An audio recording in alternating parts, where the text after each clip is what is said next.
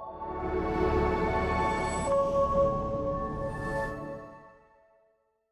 think it was within the first couple years where people would absolutely come in. And this is like very prominent in any place where they come in and they say, oh, like, can I talk to the manager? Or, oh, can I talk to the meat cutter? You know, whatever it is. And then you're like, well, it's me. Hi. Here.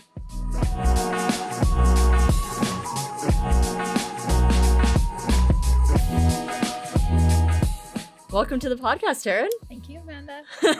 I'm so excited to have you here today. I think if our viewers and listeners ever looked at you, they wouldn't be able to guess what industry you're part of. My profession is, right? Let's see those tattoos, until maybe. You start like, looking at the swag. Yeah. The knives and the meat slices. Just started too. It'll keep growing. Oh, is it going to be a sleeve? Yeah, some meat sleeve. A meat I'm sleeve? going to get a pork chop next, yeah. A sausage sleeve.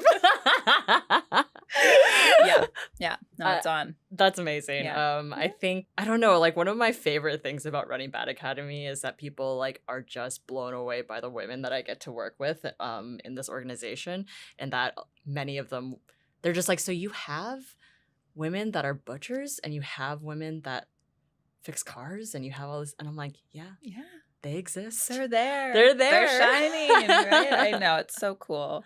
I've been following you for a while on the socials now, and I've just been so engaged in what you're doing, and I've wanted to work with you for so long. So I'm so happy to be here, and thank you so much for inviting me and thinking of me to be part of this. Yeah. It's awesome. Mean, I want to hear more about your story and like how you got started. I mean, this is not an industry, the meat industry, that I would say a lot of women are part of. Yeah. So like, let's maybe start from the beginning. Like do you feel like there was like I don't think like, baby Taryn was like, I'm going to cut up a lot of meat eventually. Light bulb. Like, sure. But maybe like, tell me about maybe a little bit about your childhood and maybe something that maybe informed like your sort of attitude towards work. Yeah. I mean, for work in general, both my parents always worked. My dad would leave before I left in the morning and come home for dinner. So like grew up in a hardworking family, which was good. I did competitive gymnastics for a long time too, which I think gave me that like drive and really just like the discipline for working hard and working a lot, not being afraid of hard work maybe. Right. And then my family just always cooked. We always were cooking. We didn't go out for dinner a lot. That was a treat once we were, in high school. That was like our birthday treat was going out for dinner. So we're always cooking at home and barbecuing. I was probably barbecuing when I was like 10, 11, 12 with my dad and stuff. So okay, so meat has always been meat's always been part of it. Been around. Set the scene though, like what, like where did you grow up? So I just grew up in Langley. Oh, so not far. I'm a BC girl, born and raised here. So Langley in Walnut Grove, and just basically lived in the same. I think I was like 2 when we moved into our house there. So I lived in the same house for my whole like childhood and teenage years. And grew up in a family that was just, cooking and doing all those things. So food was always part of my life that way. And then in high school, I started just working part-time in a butcher shop. Oh, wow. So early. It wasn't really, but it wasn't meat cutting. It was just like counter service, customer service. Right. So, which I think is mostly where young ladies would play a part in a butcher shop. It's not usually in the back of the store. It's usually in the front doing customer service. So, so I was 15, 16-ish and just started working there. My sister actually worked in a shop in the interior. And she was like, oh, hey, the owner's friends, like they're hiring in the Lower Mainland. You should go apply. It's really fun. And so, I worked there for 7 years in Langley, kind of slowly doing a little bit more at a time, like just very part-time when I was in high school, then started kind of doing the cash at the end of the night, and then started managing. It was very like loosely managing, and I literally just did like schedules and ordering. No like big money things. Yeah, and then little bits of meat cutting. So it kind of just like slowly progressed while I was there. So you could say that it was more like an interest in like the small business aspect of it, or was there something that drew you to like the specific mechanics of or operations of like how like a butchery shop was run. I don't think there was anything that really was, it was just the job I got. And then I liked the environment, maybe, the small shop environment I did really like. Yeah, not having 100 coworkers, just having, your core crew of 10 or, 12 or something like that. So it was always like a family kind of environment there, which felt good. I did work in other places through those years too. I did a stint at a Greek restaurant for a couple years and was a server. And there we had to bartend and serve and host and bus and stuff. So I learned a lot about that. Same thing, small family restaurant. So that was also really nice. And then I worked at Brown's for 6 months in the kitchen. So that was my first like hardcore kitchen experience. I feel like that's like a rite of passage in Vancouver. Like you working at like Brown's or like Cactus Club or something. Yeah. Earl's, Miles. Yeah, one of those places. So yeah. So yeah. And then at that point I had the opportunity to open a shop. And I still don't even really know like why. It just like came to me, the opportunity came. And you've had this shop for 13 years. 13 years. So yeah, so I was 22. So the thoughts about the longevity and the long term of it were few and far between. It was just like, cool, this sounds fun. Can I get the money? Can we do this? Is it actually going to work? And then it just worked. And so you could say that you kind of just were like fell into it. You're right. Yeah. But I feel like at 22, that is so young to be starting a business. But at the same time, I feel like you have that sort of like, you don't know any better kind of vibe. And you're just kind of like, well, let's just try. Let's just jump into it. Yeah. Yeah. That's exactly what the vibe was. That's amazing. So you were just like, I have the chops to... That was not an intended. You did it well, that wasn't intentional, but that was pretty good. You knew how to open a butcher shop, or like how it ran, and so generally. And so you were just kind of like, well, like why not me? Yeah, and so I had a partner when we first opened. So the man who was my boss at the butcher shop previously, he wanted to open another one. I see. So we worked together in the opening, which was good because I think on my own I wouldn't have been brave enough to do that, but kind of having him there, I was like, okay, yeah, like he's been doing it for even longer than I have. So together, I think we can make this work. And then, working in the same place for a long time, you get the flow of it. You get the basic ideas of it. But I think the biggest thing that I really was lacking, which, also some bad academy courses maybe, but like the financial part, I really had no idea about anything to do with money. Yeah. So, yeah. That was going to be, we have a whole, I have a list of questions about money because I feel like it's like a part of this podcast where I want to be more candid about talking about money, like out loud with women, because I feel like it's something that we've sort of been conditioned not to talk about. Shy away from. And so, like, what would you say you learned about money from starting this business? Yeah. We had a bookkeeper when we first opened, which was great. Bookkeeper and accountant. So really, I didn't even have to think about it. And then I kind of started switching things around as to what kind of meats I wanted to sell, what products I wanted to sell. And me and my partner then were kind of started butting heads about this because it was more expensive. And the things I were buying were local and not just imported. And so we ended up splitting. I bought him out of the business, which was fine. Everything, he kind of accepted it in the end, was like, okay, it's better if I can focus on one and you can focus on yours. But then at that time I was like, well, I should get rid of that bookkeeper because I'm like, she came from his work. She's like, I don't know if I'm really trusting fully that she has my best interest and is really here to help me. She's just here to do the books, which is fair. So I got rid of her and I was like, I'm going to do it myself. No clue. Honestly, no clue how to do it. Bookkeeping is a nightmare. Total nightmare.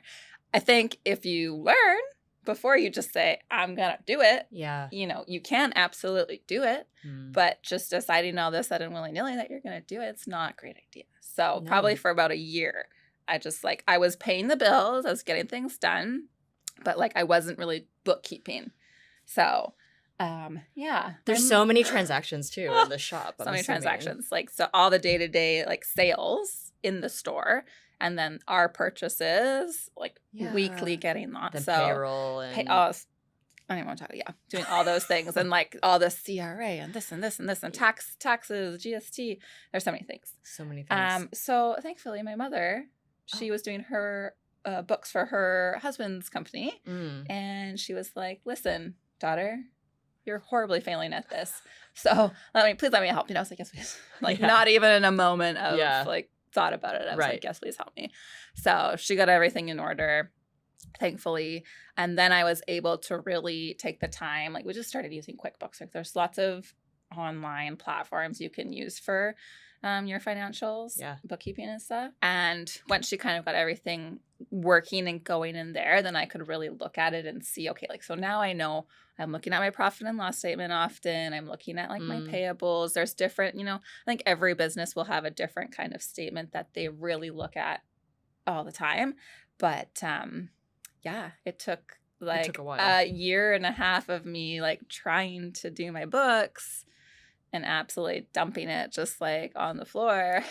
So I think it's like a pretty common thing that people come across when they start out on their own or they start their own business, especially if there's like a lot of overhead, right? With like having a shop, paying rent, paying for labor, everything. Yeah. I mean, even if you're just a small, like you're your own independent business and you're doing just services, it's still hard to know where to start. So I really would recommend to anyone who's even thinking about business, like do some sort of course first, if you can, just on basic bookkeeping, right? Like, especially again, if it's a simple business, you don't need to know how to do a lot, but you need to know how to pay your taxes. You need to know how to do some things and just look at it to see how you're doing. Like, are you actually making money? Are you charging enough for your services? Yeah. So I was very lucky. I was able to do a course through, I can't remember what it's called. I'll send you I'm just going to bleep it anyway because we have Bad Academy once. I'm just kidding. So, I'm kidding. I won't bleep it. But you should bleep it. But it's these two ladies. So it was through, I can't remember, but two ladies. Amazing.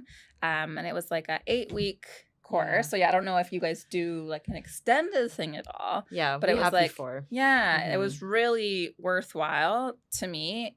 It kind of, I felt good after because I was like, okay, I have learned these things in the last few years. It just kind of reinstated that I do know the proper things to look at. But then it also really encouraged me again to make time, like setting time in your calendar to look at your finances is so important, and not just being like, I'll do it next week, next month, next quarter. You already answered one of my questions. This is like one of your money rules. Yeah. So I mean, it's always changing. It's changing. Like that was only in the last year that I've done this little extra program, and I don't know really if I had money rules before then. No. So so now I'm like, I try every week on my like office day. That's one of my first things in my calendar so that it doesn't get pushed back. Because if it's the last thing you're doing in the day, you won't do it. You won't have time for it. You won't have time for it in the end. So so it's making those choices to help yourself, because I can tell you I was so incredibly stressed about it for that year that I was trying to do it, and I just kept feeling worse and worse and worse because things were just more and more and more, right? Especially if you're in charge of people's livelihoods. That's what, and it's a business, and it's not just my pay, my salary, it's 10 other people's pay, right? So it's, there's definitely a lot of stresses with money. So I don't know. I think a lot of people just tend to be like avoidant about it because it's so scary. It is scary, and it's totally fair to be avoidant because it's so scary. Yeah. But it does feel better when you take the reins, I know. That's that thing that you're like, now I'm in control. Yes. Whether it means you are actually doing it in the end, or you find someone to do it for you, that's fine. Right. There's professionals for that, right? It's fine. Like, that doesn't have to be your strong point. I was like, My mom always says, like, you can't be the whole pie. Like, you have to find people, like, you're going to be good at the certain parts of the pie, but, you have to find other people to do it. So that's why she's my bookkeeper, because I can't do it. So, yeah. So it's not a bad thing if you need to find help.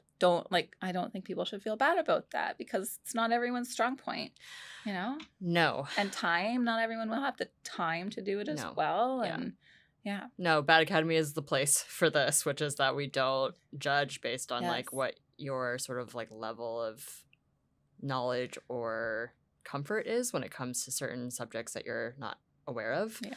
So would you say that you're regretful of not getting a handle on the bookkeeping or being naive in that moment? I mean, yes and no. Thankfully, it worked out, right? And it wasn't there wasn't any crazy debt to the government that I had or things like that. So I was lucky. I think in general, when I look at when I started the store and being 22, I wish I had maybe could have pushed that back another 8 years and learned a lot of things, not just about finances, but I would have loved to work in other shops or other restaurants and learn how other people do things. So there is a regret about that, but also when you have an opportunity and you're like, I can make this opportunity work. Right. You just, I don't know. It's a different way of learning. I guess. Yeah. And I feel like now is the time I'm trying to learn more and push myself to now be better, because I've built a team at my store and that I really trust. So if I can go away for a weekend to do some sort of course or go travel to some friend's butcher shop across the world and work with them for 2 weeks or something, that's kind of my goals in the future, so that I can learn more, because I do feel like I didn't get that chance when I was younger. Yeah, I've been having this conversation with a lot of women in my age bracket, which is nearing 40. Yeah, I'm 36, so we're we're in the same. I feel like we're just all hungry for knowledge in this moment. And I'm just when I was in my 20s, I could not care less about learning things. No. I mean, I think you're already kind of learning so much just sensory wise. There's a lot happening. True. And True. you're not True. You're getting used to your body and kind of understanding adult life. How you're being perceived and trying to transition into adult life and not being a kid anymore. But but now I find being in my late 30s so interested in learning things. I took up painting recently and that's been so nice, and now I'm what else can I do? And it's that it's such a gift to be able to kind of push your, I don't know, your world open. I love that. No, and if that maybe not everyone's like that. Some people are just happy with what they do and what they know. But I think I am the same as you, where I'm now I feel I'm comfortable with who I am. I've done all that kind of life learning, and now I want to learn things. I want to explore and I want to see things and try. I'm not going to be good at everything, but no. No, not even close. Which is fair. I don't expect to be, but just try new things. And even if it just ends up being a hobby, painting or something, right? It's that would be amazing to find something that brings me joy and that maybe connects me with new people like you and whoever else that's doing Bad Academy courses and classes and things like that. So yeah, I'm hungry for learning as well. It's good. I feel like someone would look at someone like you, though, who started a business when she was 22 and is in an industry that is so, I mean, I would say it's niche. I don't think a lot of people would be there's a guy on Instagram that interviews random people on the street and asks and tries to guess what their career is just from looking at them. Yeah. And he's wrong a lot of the times. And I'm I'm just but he's pretty famous. And it's just kind of it's funny to me. So what would you, I know that there's this is kind of a hard question because you don't really know, but what inspired you the most to do what you're doing? Be an entrepreneur.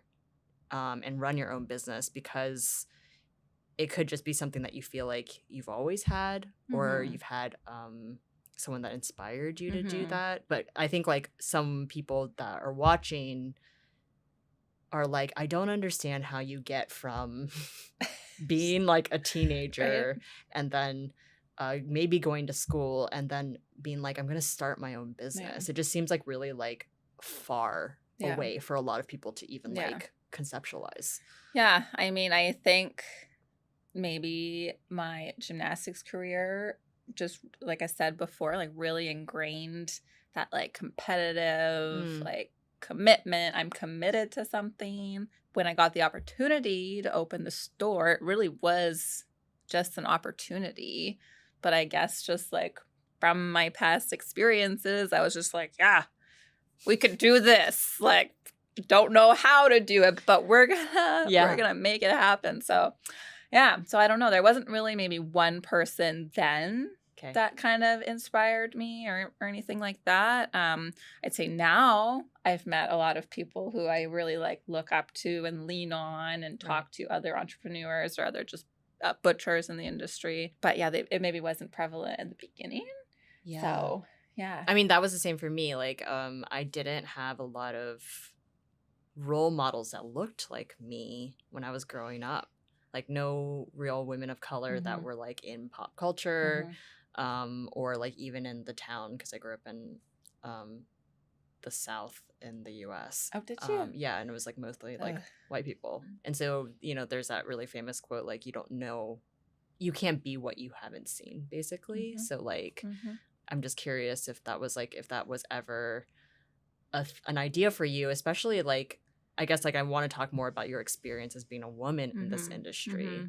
Like, can you think of a moment when you were like, it was like so apparent to you that you're like a woman working in a very male dominated space? Yeah. I mean, working in the butcher shop previously as like a customer service person, there was always lots of young ladies. So I didn't really think about it because I wasn't really a butcher at that time, really. Right. So, and then I just started learning to cut meat at that store. So again, I wouldn't have really called myself a butcher. So it wasn't really until we opened the store that I own that like I was full-fledged. I was like cutting everything. And so I think it was within the first couple years where people would absolutely come in. And this is like very prominent in any place where they come in and they say, oh, like, can I talk to the manager? Or, oh, can I talk to the meat cutter? You know, whatever it is. And then you're like, well, it's me. Hi. Here, right? You do the little turnaround in a circle and you're like, hey, it's me. So yeah, so that definitely happened quite a bit. Yeah. But I've chatted with a few other women as well before. But I also think it was because I was so young. So it wasn't just because I was a lady, but I was like 13 years ago. So I was only in my like early 20s. So everyone was just like, you can't, one, own this store. No way. Two, you can't be cutting the meat. You're too long. So it was kind of the combination of being a woman, but also just being so young when I first started. So yeah, I definitely realized then that it was like I was in like not like a weird place, but it was weird for people to see me as the butcher. Does that get tiring for you? Yeah, it's changed now. It's not like you're used to it now, and plus you're older and like and more confident and all those things. Yes, it took time, but that must have been kind of like a tiring experience. Be like, yeah, okay, I understand this is weird for you, but like, what do you need? what can I help you with? Yes. Just get to the point. What do you need to know? Yeah. So I honestly, I would say it really didn't last for too long. I'd say like maybe a couple years was like the constant of someone asking for something. But yeah, after a couple of years, I think people got used to us. And I wasn't like, I had other females working for me too. So I don't think in the first couple of years, just my business partner was the only man working for us. And then it was all ladies. So people just kind of got used to it that we were all ladies. And then it just kind of wasn't a thing anymore, which was great. What's like your knowledge of like maybe the history of like butchery in general? Like, I mean, like I think that women have existed in the industry for a while. I'm sure. I don't really know any stats necessarily about, especially in previous, but recently at the World Butchers Challenge, there was probably like 250 to 300 competitors. whether that was individual competitors or team competitors. But of those, there was like 20 ladies. So it's still very small percentages. Yeah. And I do think the ladies who have been in it for a longer time, it's been more of a family business. So you'll also like, you'll hear a lot of guys will say like, I'm a 4th generation butcher. I'm like, I'm a 1st generation butcher. So it's like, it's more common, I'd say, for ladies in the past that it was like their parents' shop that they started working in, and then they started cutting meat and they just kind of grew up in it.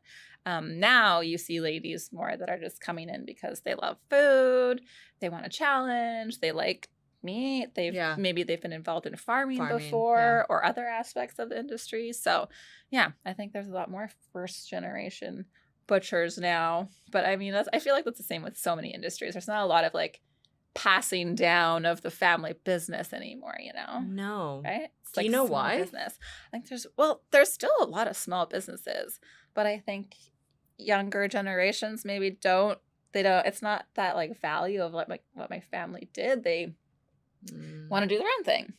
I don't know, yeah, I which is think fair. so. Well, like I think as millennials, like we were told like, okay, our parents were like, we hate our jobs and like we didn't want to do this, but we do it because we love you, and so you can do whatever What you want. Mm-hmm. But then we kind of got this like paralysis because we had so many options, and then it just became a bit like overwhelming, and then it kind of bred like a lot of the world is your oyster, but you're like, that's too big for you. Oh, yeah. It started like, I think we just like got really anxious and really depressed, and that's kind of like what came out of our generation. Obviously, a lot of amazing things have come out of millennials, in my opinion. But I've also heard recently that a lot of Gen Z is they're interested in more like basic businesses now. Like actual hands-on, physical, amazing. Okay, yeah, that's good. So I'm not like, I think it's an interesting turn. Yeah.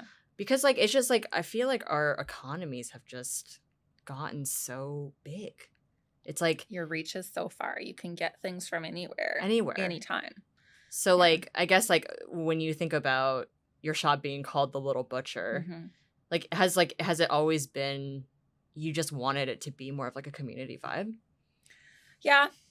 I mean, I think that came from the shop I worked in before, right? It was very much so the community. You see the butcher same people. Shop. Yeah, you know their names.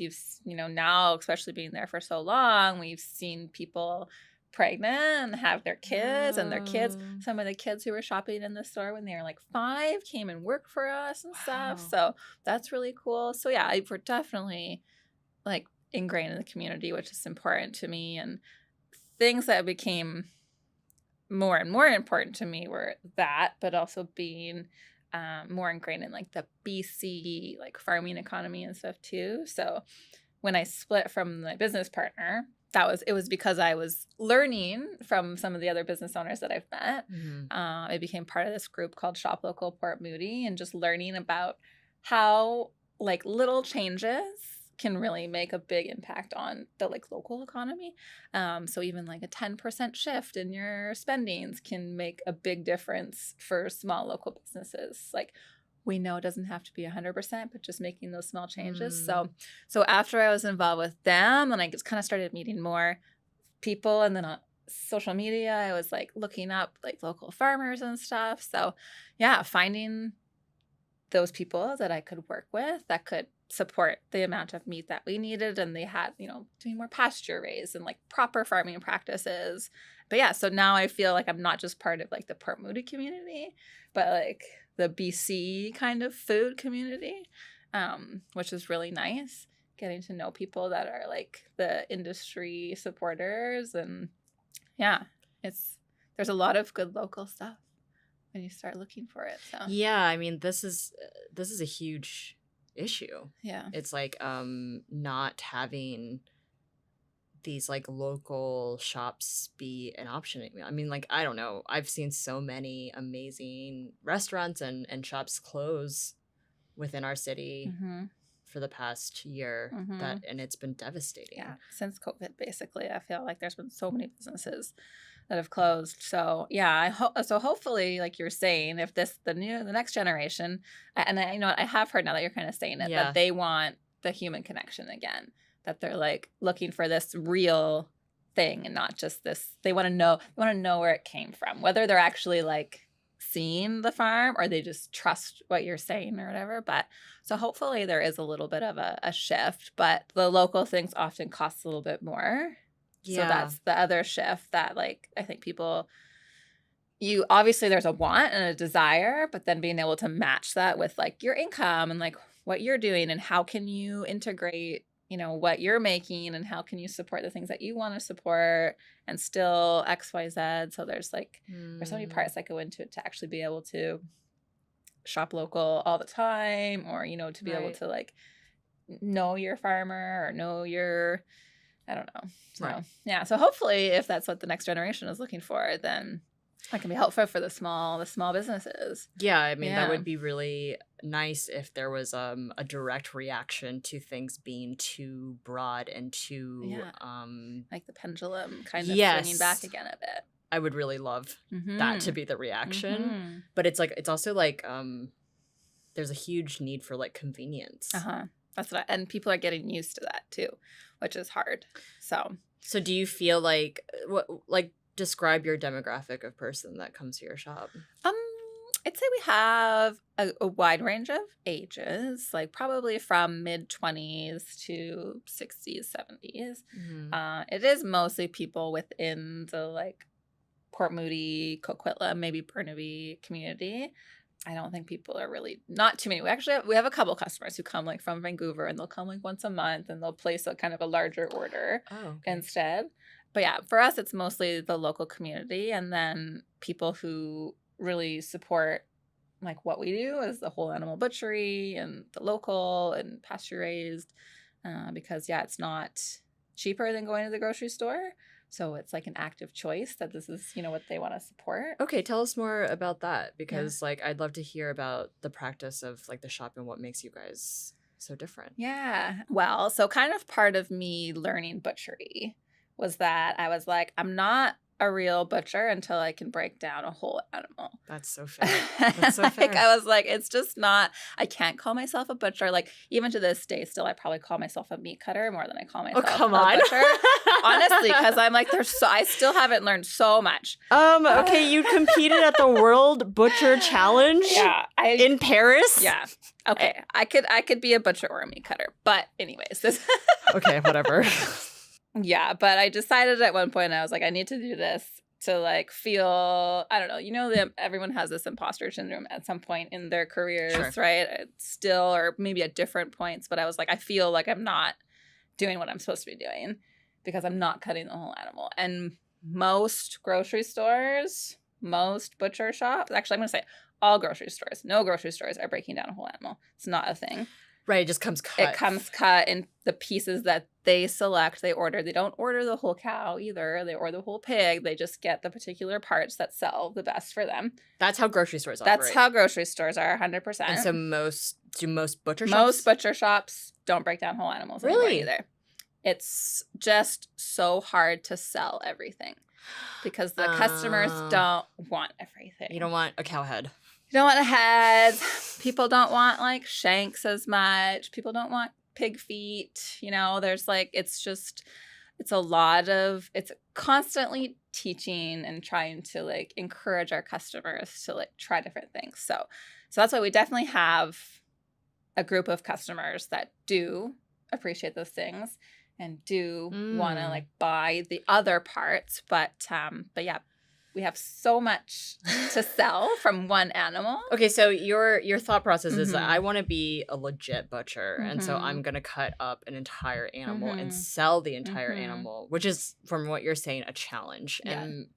And just not just because like not everybody wants every part of the animal, but also is it time consuming, and also like is it cheaper for you as a butcher to order a whole animal? Yeah, you could say ordering the whole animal would be less expensive than ordering each piece separately. Sure, because you're doing the work. Because we're doing more work. So yes, it's more time consuming. It also takes more skilled meat cutters. Like I can't just hire someone who's been a cook for a year and they're going to know how to do it right away. You know, it takes years, like I'd say probably at least 2 years to really learn how to be able to. So we do beef, pork, lamb, and chicken are our 4 main proteins. So I would say it's like 2 years to really, like, if you really kind of just knew a bit of knife skills, like maybe if you were a chef or something before, 2 years to really like feel confident in cutting every animal and every piece. But it's not like a Red Seal trade or anything. There like is that? no Red Seal certificate. Is there anyone pushing There's a for meat that? cutting certificate. No, not right now. That's kind of like, I know these like long-term goals for me, because there's no reason. There's so much that goes into butchery. It would be amazing to have some sort of levels of it, because all there is a meat cutting certificate. So you can either go to a school and get it, which there's only a couple. There's one in BC that has a full-fledged butcher program, only one. And then in Alberta, there's a couple, but yeah, or you can apprentice. So that's what I ended up doing. That's what you did. Yes, because I started the business before Sure. I had any thought of like, Right. oh, I could go to school for this. Right. I didn't even think about that. So when I decided I was going to start doing the whole animal, I ended up bringing in a family friend of mine who's part of this association, so I could sign up under him as an apprentice. And we worked out this like 12-week program. And he came down. He was like living in the interior too, so he would come down once a week or every other week we were doing it. And we worked our way through this textbook, and we did fish cutting even, and we did each animal. And so Wait, so you designed your own coursework? I just designed my own course. Okay. It wasn't really a lot, but we it gave me the leg to stand on when I said I've done work towards this. I'm not just watching YouTube videos.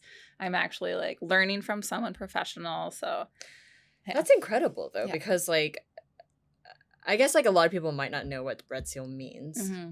I've done quite a bit of research into it because I find it really interesting what they classify as a Red Seal trade versus not. And actually most trades that are dominated by women, hairdressers, stuff like that, do not have any kind of Red Seal program, which in turn, from my understanding, makes it way more difficult for people that are maybe marginalized or women to get into it. Yeah. Because there's no like and entry to grow, point. there's nowhere where to grow either. Because like once you're a meat cutter or a butcher, like who's to say now that, okay, now you've spent this many years, there's like pay raise, or like how does this structure? There's no structure, right? And so it's so much growth. Easier to be dismissive of your Yeah. experience or your skill level because you haven't There's been no certified. There's no certification. Yeah. So like, so you could go apply at a butcher shop or accept a job offer from a butcher shop that's listing it at like $20 to $25 an hour, but even though you have 20 years experience working in a butcher shop, it probably doesn't really matter. Like they're like, this is what we're offering. So I don't know, unless you're really good at talking yourself up, but which like most people aren't. Which most people aren't. Most it's hard. women aren't either. It's hard. It's hard to really sell yourself. Totally. So, yeah. That's well, we should talk because I really do want to push like women in trades like more because and with the Red Seal as well, because it will give a path to so many women that want to become like that are actually interested in these industries.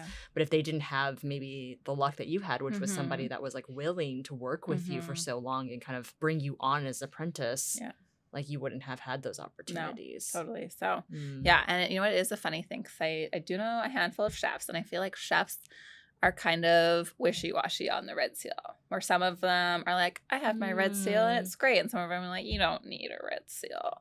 So I'm like, I see it from both sides, where experience obviously makes a big difference. Like just because you're a Red Seal chef doesn't mean you have the same experience as this other chef, right? But I think it just helps. And maybe it's I don't know. There needs to be things with different levels because standardization. It's just, and it's so hard. I think in labor industries too, where it's like how do you know you deserve a raise, or how do you know you're at the point where you could be asking for one, or how do you know? Like it's so hard to know. So yeah, exactly. And I don't know if it depends on the person who is like vulnerable to not having enough experience in the industry to put it on themselves to like be advocating for themselves and also like designing coursework like you to try to figure it out. I mean, that's just like unheard of. Yeah, you gotta do what you gotta do. But yeah. Okay, well, let's go back. Okay, so we go back to your whole process. So you decided, I'm gonna be a badass butcher and I'm gonna actually do an entire animal. Yeah. Tell me about the first time you did a cow, because like that is. Yeah. So I've only broken down like 2 whole cows. And there wasn't even totally by myself either, because the first couple times you do it, there's so many like parts. How big? Like, oh, so they hang from the ceiling, and they would be like basically from the ceiling almost to the floor. So they're like, what is this? 6 feet long or so, at least. This the is ceilings are probably higher too. So they're huge. They're huge. So yeah, so you start in one point. They usually break it into like a quarter, or they split them in half, so it's 2 sides. Okay. And then they'll split that in half, so it's a quarter. Sometimes they'll break it either on the table or hanging. So there's different ways to do it. Yeah, so I've really only done the whole cow a couple times. Because I don't have hanging space in my business to break down the whole cow. Yeah. So when we get the whole cow, we do get it broken into pieces for us, but then we get whole pigs, whole lambs, and whole chickens because we can manage that in our small store. Pigs are big too. Pigs are pretty big. Yeah, they take up the entire table. So we cut those. We don't have any like hanging rails, so everything gets cut. Is that something you'd like to have? Yeah, it would be sweet. It costs a lot of money to build a shop with hanging rails. I was gonna say no. I mean, it's a space is a huge issue too. Like, I mean, like my car mechanic, like, she wants like a ton of lifts. Like, she's like, I need more. But like, where do you find the space? Where do you find? Yeah, where it's just like it's impossible. Yeah, absolutely. Yeah, if you're in a decent location, it's like, how do I leave where I am? But it's not big enough. Or I don't know. There's always business things to think about. But right. Okay. So I've done the whole cow only a couple times. How was it? It was, I mean, I loved it. You loved it? I loved it. It wasn't stressful. For me, no, because it also was my beef. Oh, so okay, that's fair. I wasn't worried about like messing it up for another customer or something too. So that was good. But yeah, it was awesome. I wish I could have done it more times, or I wish I could have, spent a couple months working that kind of same thing. So I would have really gotten the hang of it. Because if I went to go do it now again, I would probably need some guidance for the whole breakdown because I've only done it a couple times. I know all the parts. Yeah, you must have like the anatomy to totally figure it out. Yeah, it would just be like, I think mostly for me, the breaking the shoulder part is the hardest because it's so big and there's so many bones you have to pull and you got these hooks and you got, it's fun. It's sure. I'll take your word for it. I don't know. Although we did break down chickens in our last workshop with like 20 women, and that was so fun. It was good. I loved watching, and this the different women and how differently they approached the same thing. I loved watching it. It's so cool. Very cool. So cool. So as like a business that, are you one of the only butchery shops that does that then, like with the whole animal? I think there are few and far between that really do the whole animal. So there's like Hopcots out in Pitt Meadows. They actually raise their own cows and then they do their processing. So they process my cows. So that's where I was able to go and learn and work with that. And then in Vancouver, there's a place called Pasture to Plate, I believe, and they also raise their own animals. Wow. And then there's been a handful of other places that I've talked to, and they're like, oh, yeah, we used to do it, but it's just too hard. It's too labor intensive. It's too hard to sell the extra pieces. So now we don't. So it's definitely, I have to say, not the best business plan, maybe, but it is really what I believe in, not just for calling myself a proper butcher, but it's also the sustainable thing to do, right? Like, there's some funny pictures out there where they're like, oh, if a cow had 16 ribeyes on it, it would look like this, and it's super deformed. But like that's what a grocery store will buy. They'll buy 16 ribeyes and 16 New Yorks, and none of the leg. They don't buy the other cuts for the shoulder. So, how many ribeyes are in one cow? Well, there's 2 kind of like pieces, so you maybe get like 16 nice ribeyes from a cow, some prime rib steaks. Yeah. So, yeah, there's not a lot. And that's for every week we only get that 1 cow a week. Right. So that's another thing, is that sometimes on Saturdays we don't have any nice steaks left. And people are like, where's all your steak? I'm like, well, you have to come get it right, when we have you could it. pre-order if you want. Oh, I see. But yeah, so we try, like, the good thing about the whole cow is there's other cuts. Same with a pig and like lamb and stuff, but there's not just the typical steaks, there's like bavette and Denver steak, and there's skirts, and there's other things that we can kind of pull and sell to people too. So what's your favorite cut of beef? I mean, ribeye. Yes. If I'm treating myself, is definitely my fave. But I do love Denver steak. What is a Denver steak? So Denver comes from the shoulder. Oh, okay. Which typically the cuts are a little more tough because the shoulder is like moving so much. That's kind of how right. It's like less moving muscles are more tender, more moving muscles are tough, but they're more flavorful. So it's from the shoulder, but you kind of pull it out of this piece and that piece. There's a bone that's kind of close to it that you move out. So you just end up with this little square of beautifully marbled meat, and it's just so flavorful. It's not as tender as tenderloin or New York, but it's not like tough and inedible. So is it like a common cut of meat? Because I feel like when I've gone to the grocery store, I've not seen. You're never gonna see it in a grocery store. Because they don't order it. They wouldn't order it. So you maybe are one of the only people that carry. One of the few, like, more specialty butcher shops will sell it. Is it a cheaper cut of meat then? It's a cheaper cut of meat because it's from the shoulder. Interesting. Yeah, but it's so delicious. You have to come and get some sometime. Well, I'm definitely coming now. I should have just brought you some. I know, you should have brought me a steak. That's so interesting. Okay. So so lots of education. Right. Yeah. So if you're getting whole animals and that is like cheaper for your costs, does that mean you're able to also pass along maybe like cheaper price, or do you need to like be at market rate? I mean, we also choose to work with farmers who do pasture raised and organic. Sure. So our cost is probably more than what the standard like commodity beef costs. See. So we're definitely not cheaper. Right. But as like a business model for Mm-hmm. your perspective, like it's helpful for you to have a bit of wiggle room, or do you feel like the labor that goes into it maybe eats that up? It's a fine balance. Okay. Yeah. So it's a pretty razor thin. Yeah. Okay. It's not like I would probably make more money just buying the cuts that people ask for all the time. Sure. But have you ever done anything the easy way? No. And I also am like, would I want to own my own business and work my ass off then if I'm not doing something that I really believe in? Yeah. Or I could just go work for someone else and work 40 hours a week and say goodnight at the end of the day and be done with it. Mm-hmm. But yeah, so I'm still working on this. We're still promoting it, still teaching our customers, still swinging away. And so we do a good amount of cooking at my shop as well because it's also seasonal. So in the summer, no one wants to slow cook. No one wants beef shanks or like pork hocks and things like that. So in the summer, we're slow cooking all of that and making like pulled pork and braised beefs and taco meats and stuff. And then in the winter, it'll switch. Right. And no one wants kebabs or burgers anymore. So we start making meatballs and the shanks and stuff. So we're constantly having to like change our display and put out different products. And do you cook a lot? I have people at the store now who do the food prep. I mean, this is like when you ask chefs, like, so like, wow, your family must be so lucky that you're a chef.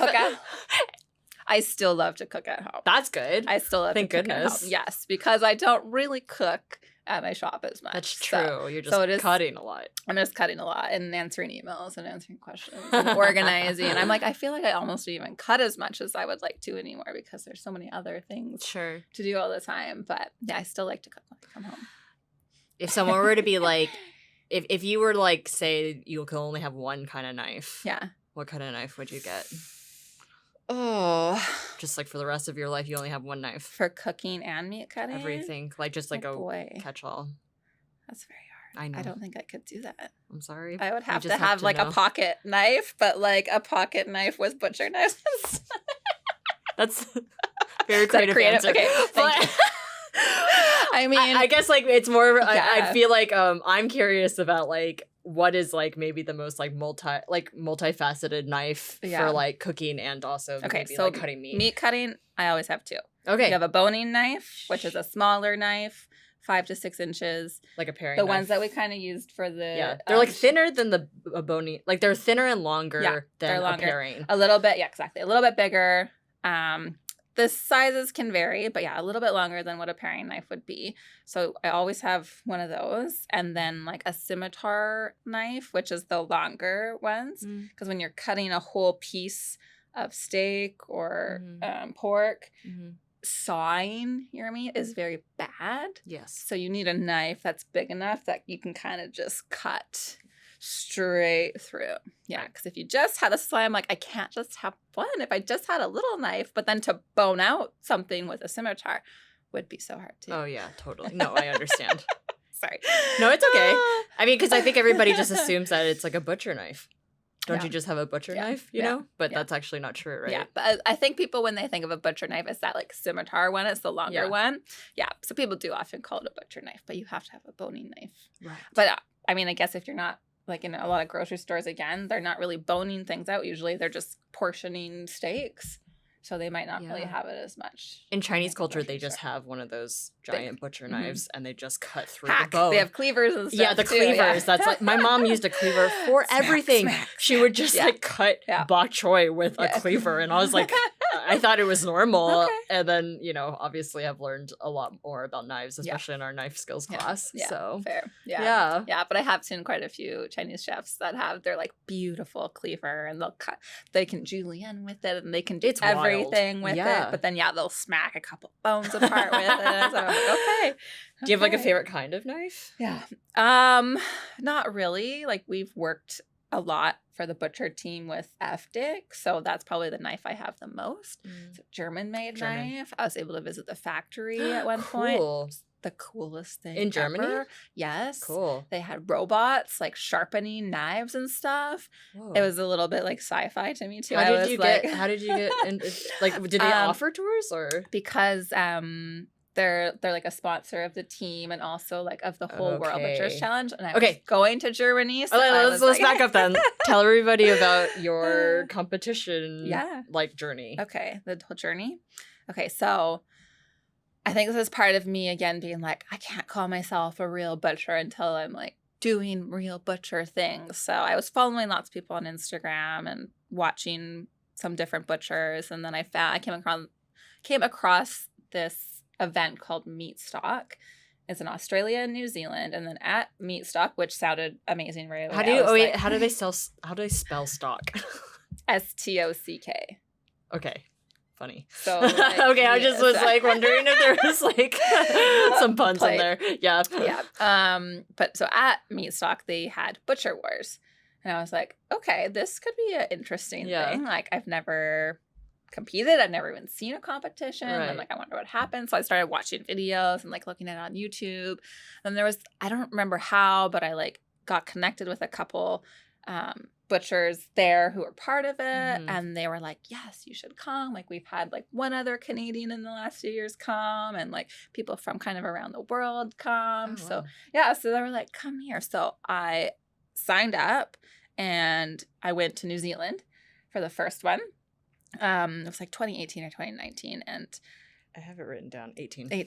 Yeah. I was like, it was one of those years. And I went, and it was just so amazing to be surrounded by other people who are so engaged and interested in their craft and their work.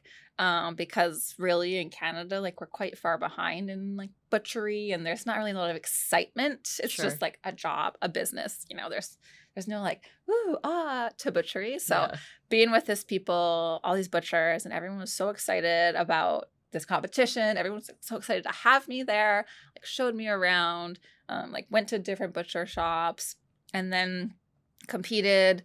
And I think it was like out of 18, I got 17th. I got just like second to last place, which was totally fine because the guys, I think there was one other lady, but like they were all just so amazing. And the displays they put together, I had never seen really Yeah. anything like it before. Whoa. So it was really eye-opening. So I just felt like the fire after being there. And then a couple of the people who were competing were involved in like the Australian butcher team or the New Zealand butcher team. And I was like, oh, like, what is that? I've never heard of that. So this is the first time I heard of the World Butchers Challenge. And I was like, oh boy, like that sounds really, really cool. Yeah. But I was like, I don't think Canada has a team. Like, does Canada have a team? They're like, no, Canada's never competed. I'm like, oh, am I going to have to start this team? Like, is this what I guess I'll do it. I guess I'll do it. Thankfully, I didn't have to do it. So serendipitously, like a month later when I came home, I just saw on Instagram postings like, Canada starting their first ever butcher team. So I was like, oof, thankfully I don't have to do this, but like, let's go. I'm going to apply. Let's do it. And the people that I met in Australia and New Zealand were like, absolutely apply. Like, even if you don't get it, you'll challenge yourself, you'll learn, you'll try new things. And I was lucky enough to get onto the team. They made us do a whole bunch of like assignments. So I more applied to be like a finisher or a trimmer, whereas there's people who maybe applied for more of the breaking. But because I don't do like the whole cows as often, I was like, I don't want to throw myself into that ring. So yeah, applying for that and worked because I got onto the team as a finisher. And yeah, so it was like the competition was supposed to be in 2020, but then COVID happened. Right, of course. So it got pushed back 2 years, which was probably okay for us because we were so green to the whole thing. We had no idea what really was like happening or what, like it took a long time to figure out like how we would practice, and also being spread across Canada, like where are we going to practice? Where do we meet? How do we need money for this? We need to fly. We need to do fundraisers. So there's a lot that went into it, but we ended up going to Ontario. Probably ended up flying out there maybe like 6 or 7 times. Like it was mostly after COVID that we went, like maybe once before, kind of like met up once or twice. And then after COVID, we really like started practicing.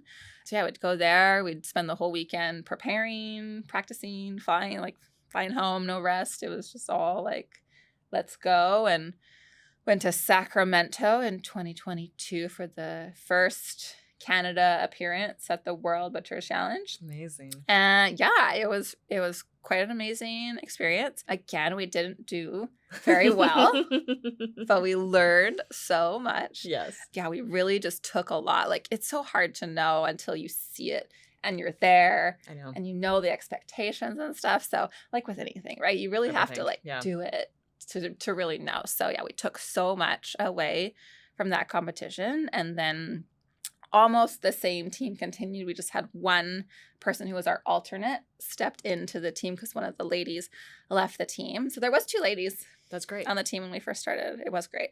And so we went, or we changed kind of like our team dynamic a little bit. Like we were, we're here for a purpose. We're here, like we know what we have to do.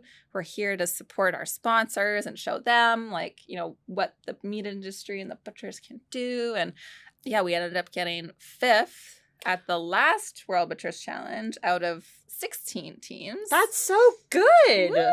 And the point difference between first and us, so 1 through 5, was only like 1.5 points. Like so minimal, splitting hairs. And we had some judges came up to us and were like, we had you as first. And I was like, oh my god, felt so that's good. Incredible. Yeah, so we were very happy with what is like the competition? Is it breaking down a whole animal? Yeah. So it's like so I compete on the team. So there's a team, and then there's juniors who compete individually and apprentices who compete individually. So on the team, we break down a side of beef, a side of pork, a whole lamb, and 5 chickens. We have 3.5 hours to take it. It's literally that's what it is. And then we have to break it down, trim it, tie it, cut it, stuff it, season it, do all the things to it, and then display it and make like a beautiful display with garnishes and decorations and props. Oh my god. So all of it all in 3.5 hours. Yeah. So it's like, how is this not a TV show yet? I know. At the last one, there was actually quite a few countries that had like a camera crew or like people around with them. That'd be interesting. But butchery is just not cool. I told you, it's so niche. I don't know. I feel like I know there's a there. demographic for that. Come 100%, on, like it's true. there's like ice road truckers. Like there must be like there's got to be people that are interested in that. Yeah, no. So I don't know. It's been an absolutely amazing experience, and being able to like continue growing and learning and to improve so much from the first time was really great. It really made all our hard work like feel like it was worthwhile. Right. So so now I'm the captain of the 2028 team. Hell yeah. Hell yeah. So we've started building the team, and then in the new year we'll be doing tryouts for new team members. So that's so fun. Yeah. That's so what a journey. And I guess like I mean like your sort of drive to do competition seems to be your way of learning. Like it helps you learn. Absolutely. Yeah, and it's just introduced me to so many more people who do things that I don't do, or do things that I do differently, or want to help me, want to show me. Right. Like it just opens you up to so many more things. Like exposing yourself, kind of helps. It's pretty difficult for people to do that. It is hard. Yeah. I don't think that's like normal. No. Not to say that you're like, I mean, you are weird. We're all weird. We're all but I mean, like, it's like, I don't think a lot of people's first inclinations is like, I want to get better at this. I'm going to throw myself into competition to be judged openly. To be judged. Yeah. So like for you, you're just not scared of that? I mean, the first time I was scared, but I like practiced, and I was like, you know what? Like I didn't expect to come in first place. I think that's, a mental part of it is like, I'm not expecting a gold medal out of it, even a second or third medal out of it. I'm expecting the experience of it, and that's like what I want to gain. That's the baseline. That's like your goal is the experience. Yeah. That's great. Yeah. Because I think a lot of people's ideas in competition is that the goal is to be the best. Yeah.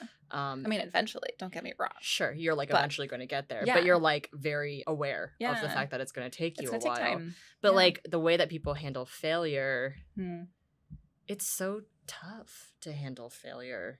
And like you're basically being like, I know I'm not going to be the best at this. So for you, like you're like, I'm not failing because like I'm doing the thing that I've set out to do.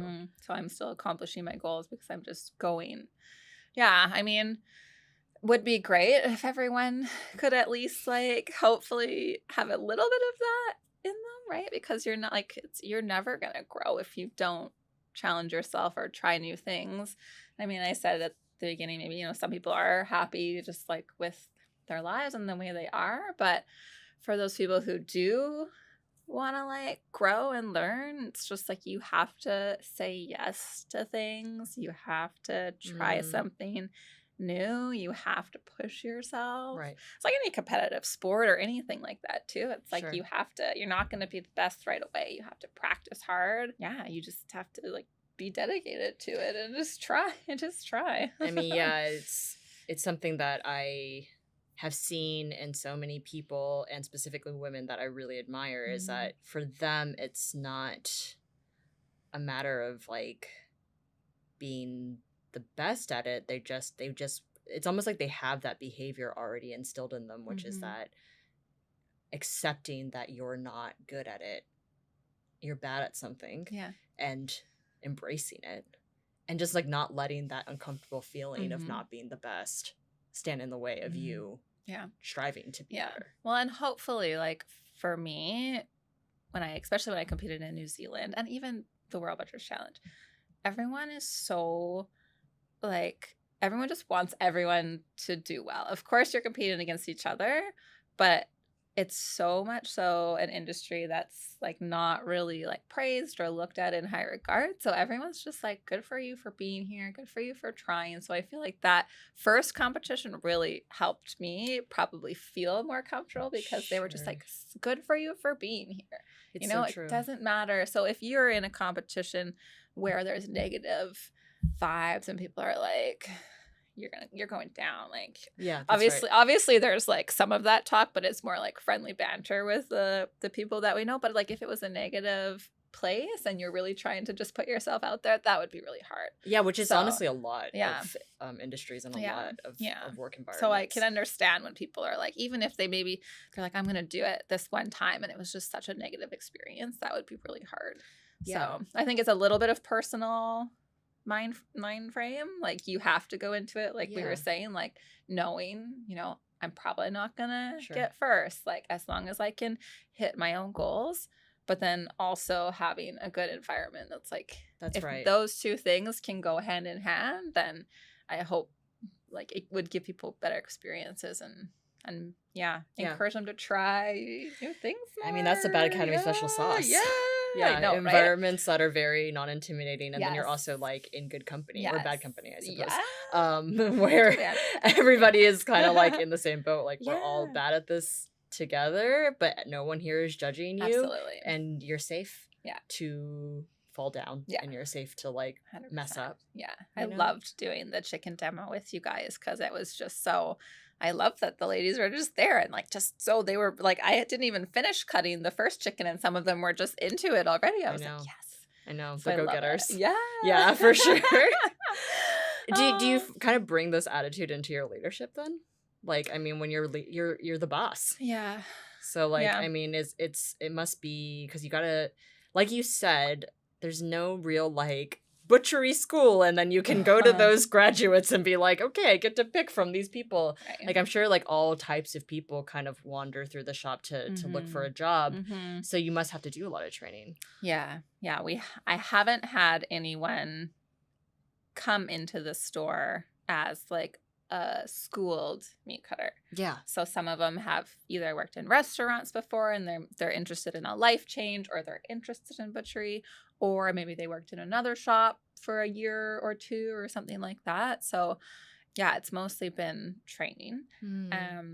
And then even with the front of house too. So now I'm lucky that I have some ladies in the front of house who've been with me for over 10 years. Wow. So they know this. They've kind of grown the store with me, to be honest. Like I've not done it all myself. We've really like become a team together.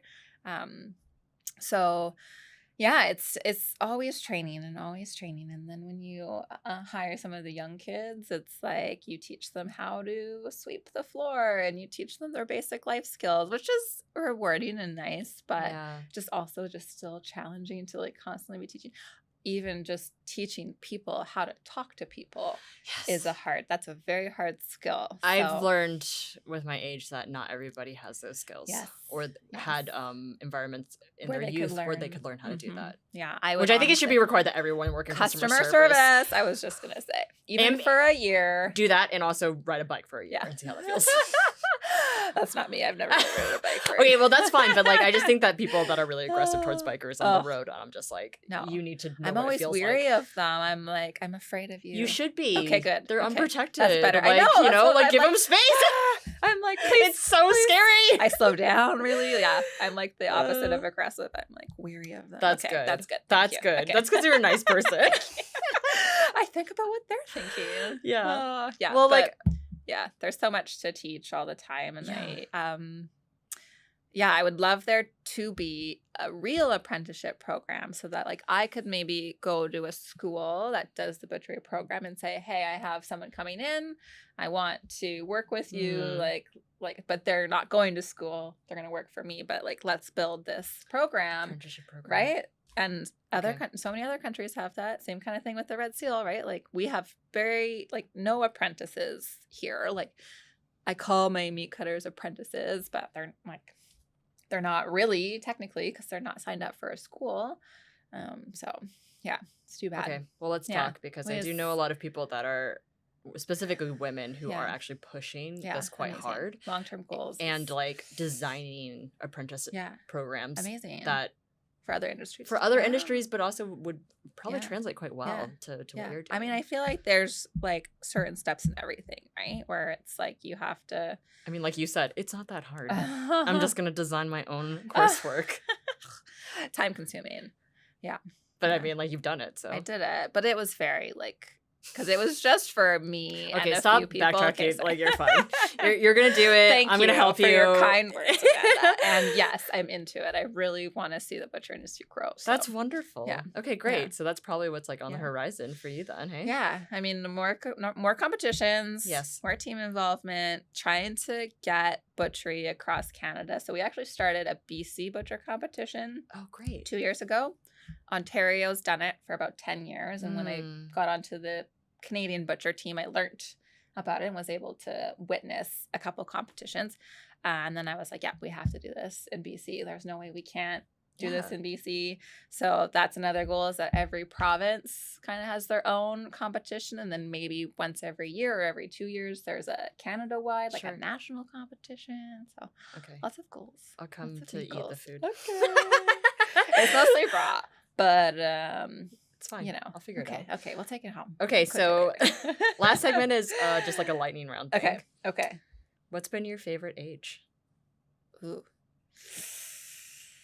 I feel like now, like everybody's answer. Mid-30s. Amy knows. Has been like, every person, almost. I think only one person has not answered that, but so far anyway. Yeah, like there was a couple fun years, of course, like, you know, late teens, early 20s, but like now I think is really it's so my good. favorite. Yeah, I love my late 30s. Yeah, we've talked about it. I'm comfortable. I'm like, I know who I am. I heard it gets better too.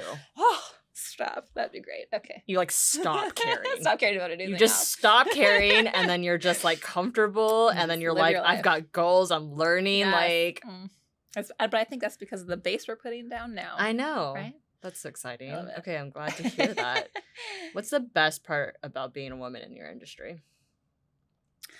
I think just showing people that we can do it all, and you know, people are often like, "Oh, can I lift that for you?" I'm like, "Nope."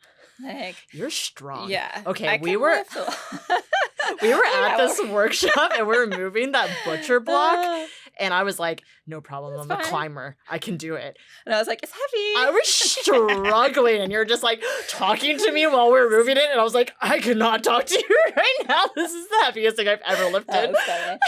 It was heavy though. It was very heavy. Yeah. But yeah, it's just there's like fun things like that where you just like you get to show people like, you're like, no, I am capable. I can do this. I do have finesse. I can make this look good. I can lift that. I can cut that. Yeah. It's like it feels good. Yeah, it feels good. That's good. Yeah. What's the worst part about being a woman in your industry? I think sometimes I'm just a little short for things. So okay, that's a height thing. That's not a gender thing. But I guess like a lot of women, like, most women are small. Yeah, that would be like, I don't know. And then maybe past things, but I'm over the like sexist things that happened in my past. It's, you know. Yeah, you're I've gotten over it. I mean, it's so boring. It's so boring. I don't need to you're just like, I don't want to talk about that. Yeah. What's the best part about your job? There's so many things. I love being part of the community, seeing people. Like your like community, like your neighborhood? In my neighborhood, yeah. But I guess also the butcher community now that I've been exposed to. They sound lovely. So even though they work with knives all the time. Yeah, and we're all like competitive because we're in the same industry, but everyone's so supportive. So butcher community, like my neighborhood community, and then like my shop community, like my team. The core group of my team is amazing. And like I said, like been with me for like 10 years. I have sisters working for me and their cousin also works for me. So like their mom, like one of their moms the other day was like, your family would do anything for you. And I was just like, oh, so nice. Right. So yeah. So I really am appreciative of my communities in all aspects. Yeah. Yeah. I don't want to be negative, but what's the worst part about your job? So just some of the like mundane jobs, like boning out like chicken legs and stuff. I'm like, yeah, we all hate I don't know, boring, just boring things. Boring, like just like kind of like maintenance turkey. things. Turkey, actually, sorry, changed my answer. Turkey. I hate turkey. I don't like turkey either. Why do people like it? Why do people like it? Thank you for buying my turkeys at Christmas and Thanksgiving. Yes, but of course. I hate turkey. So we have to break them down. They're hard to break store down. them. We're like lifting them all around. The juices run out of the bags. It's just like this. The whole like week of Thanksgiving and Christmas is just like not my favorite due to the turkeys. Is this like a common thing with butchers? I think a lot of butchers don't love turkey. I don't understand why anyone likes turkey. I just find it to be like such a subpar meat, honestly. It's fine. It's fine. It's fine. Okay. Yep. Like a nice, like, so we get these beautiful, fresh, like, pasture-raised turkeys, and, like, they are quite tasty. Yeah. And especially if you brine them. But I just, like, can't even look at it after I've dealt with them for so long. So, yeah. Okay. So. Turkeys are the worst part about your job. I love that. What's the number one thing people ask you about being a butcher? Like, I'm sure you get some people in the shop sometimes that are, like, new. And, like, what do they talk to you about? What are their questions? I mean, people coming into the shop just mostly ask about the meat. Sure. They're not really asking, like, butchery questions, maybe. But we get the random, like, people who are like, oh, I grew up on a farm, or, oh, you know, this. And then they'll be like, where do you buy your meat from? And, like, asking questions like that more so. Yeah. But I don't really get, like, it'd be more like someone like you who I meet randomly in the world that they're like, what, you're a butcher? Like, what's that like? What's that like? It's usually probably. Yeah. What's that like? Like, in the context that you're, like, a woman that works in the industry. Yeah. That's like what, and like even just saying like, oh, I cut up whole animals. I'm like, what? Like, yeah. Is it like, what's the biggest misconception about being a butcher? A butcher? Well, I mean that they're all like older white men that are like big guys, and that's like probably like actually there was a friend of mine in the UK. He was doing a seminar, and he asked the audience to like draw a picture of what a butcher would look like. Right. And it was like all just like men. Right. Old men. Right. Yeah. So yeah, it's everybody. It's everybody.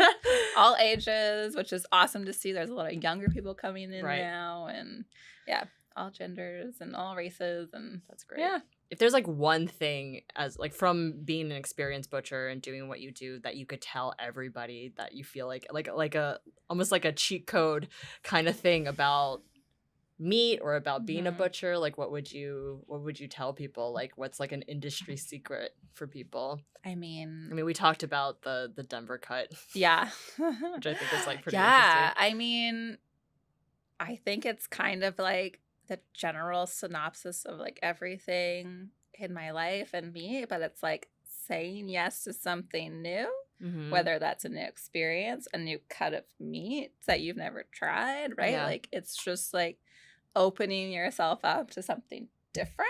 Right. You might have the best steak you've ever had in your life, or the best like cut of pork. Sure. You know, Try but if you've never seen it and you've never tried it and you're like, no, I'll just get my usual, like, you could be missing out. So try something new. Try something new. Yeah. Try a different cut of meat. Say yes and try something new. Nice.